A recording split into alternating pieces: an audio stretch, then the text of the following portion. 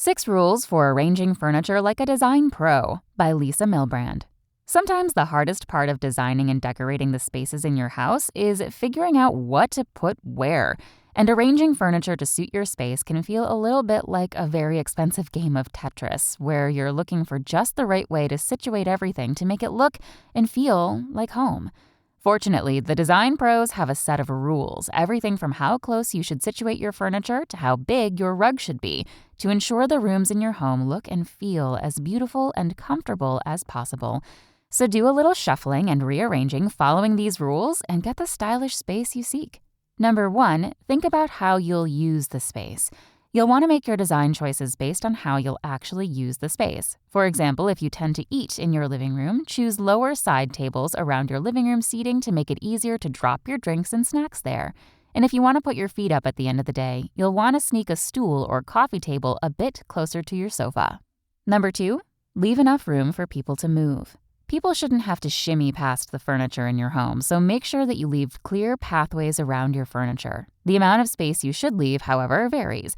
For high traffic areas, leave 3 to 4 feet of space, but for smaller spaces, leave around 2 or 3 feet.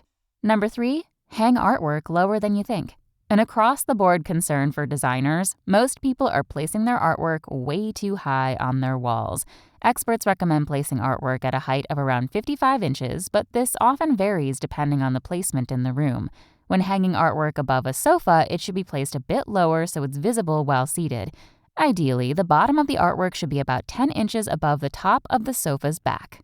Number 4, break a large room into smaller spaces. You don't want to spread out your furniture too much, so if you're lucky enough to have a larger open living area, use rugs and furnishings to help break that into smaller spaces.